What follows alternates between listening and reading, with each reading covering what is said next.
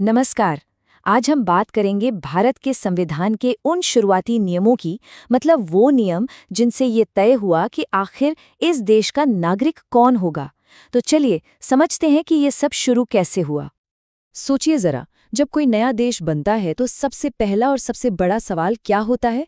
यही कि कौन इस देश का है, कौन इसका हिस्सा है। ये सिर्फ एक सवाल नहीं था, ये उस वक्त की सबसे बड़ी चुनौती थी। और इसी मुश्किल सवाल का जवाब हमारे संविधान बनाने वालों को ढूंढना था। तो चलिए सीधे चलते हैं साल 1950 में। भारत का संविधान लागू हो रहा है, देश नया नया आज़ाद हुआ है और बंटवारे के जख्म अभी बहुत ताज़ा है।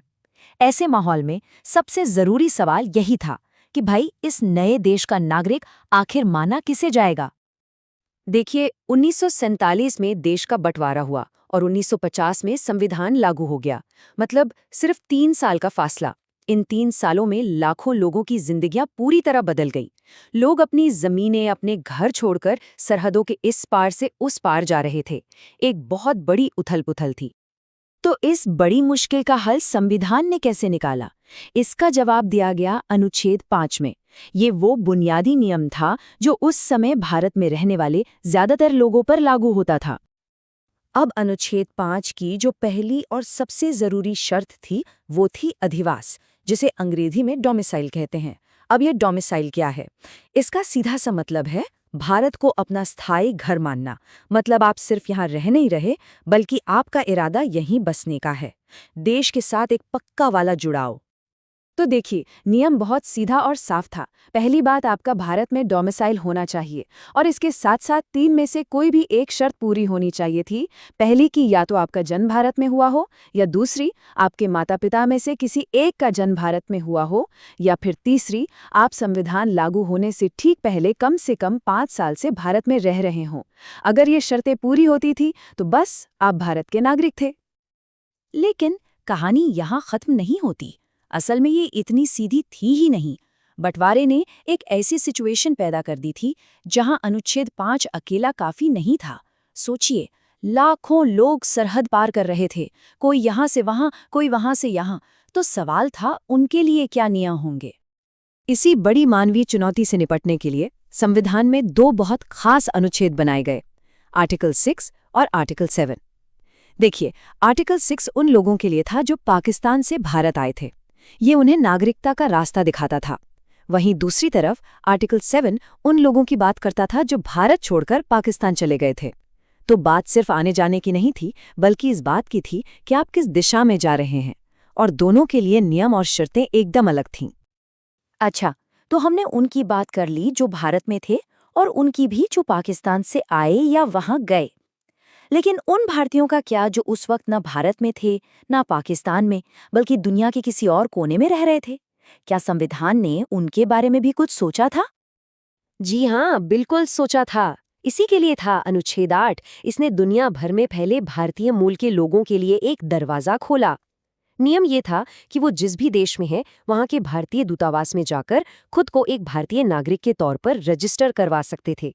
ये एक बहुत ही शानदार और दिल को छूने वाला प्रावधान था। लेकिन जहाँ एक तरफ संविधान इतना समावेशी था, सबको जोड़ रहा था, वहीं एक मामले में वो एकदम साफ और सख्त था। और ये बात कहता है अनुच्छेद 9। ये साफ साफ कहता है कि कोई भी व्यक्ति भारत का नागरिक नहीं माना जाएगा अगर उसने अपनी मर्जी से किसी दूसरे देश की नागरिकता ले ली है। मतलब निचोड़ बिल्कुल साफ था, एक व्यक्ति एक नागरिकता। और उस वक्त एक नए नवेले देश के लिए, जिसकी पहचान अभी बन ही रही थी, ये सिद्धांत बहुत जरूरी था। ये वफादारी और अपनेपन को परिभाषित करने का एक तरीका था। सीधी बात, दोहरी नागरिकता के लिए कोई जगह नहीं थी। हमारे संविधान बनाने वाले बहुत दूर की सोचते थे। वो जानते थे कि ये जो नियम आज बन रहे हैं, ये हमेशा के लिए काफी नहीं होंगे। समय बदलेगा, हालात बदलेंगे और नागरिकता के नियमों को भी बदलना पड़ सकता है। इसलिए उन्होंने सिर्फ उस वक्त की समस्या का हल नहीं निकाला, बल्कि भविष्य के लिए भी एक रास्ता तैयार कर दिया। तो अनुच्छेद 10 ने एक तरह की गारंटी दी। उसने कहा कि इन नियमों के तहत जिसे भी नागरिकता मिल गई है, वो नागरिक बना रहेगा, उसकी नागरिकता सुरक्षित है। लेकिन इसमें एक लेकिन था। ये अधिकार संसद यानी पार्लियामेंट द्वारा बनाए गए किसी भी कानून के दायरे में रहेगा। और यहीं पर आता है सबसे बड़ा और सबसे महत्वपूर्ण हिस्सा। कह सकते हैं कि संविधान ने तो सिर्फ नींव रखी थी, नागरिकता की इमारत का एक मजबूत आधार तैयार कर दिया था। लेकिन उस इमारत को भविष्य में कैसा बनाना है, उसमें क्या बदलाव करने हैं, इसकी चाबियां उन्होंने संसद के हाथों में सौंप दी। और ये शक्ति संसद को मिलती है अनुच्छेद 11 से। ये आर्टिकल पार्लियामेंट को पूरी ताकत देता है कि वो नागरिकता से जुड़े किसी भी मामले पर, चाहे वो नागरिकता देने की बात हो या खत्म करने की या कोई भी और मसला हो, उस पर कानून बना सकती है। यही हमारे संविधान निर्माताओं की दूरदर्शिता थी।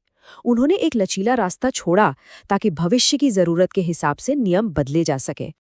तो चलिए फटाफट से एक बार दोहरा लेते हैं, संविधान के इन शुरुआती आर्टिकल्स ने क्या क्या किया। पहला, उन्होंने डे 1 के नागरिकों को परिभाषित किया।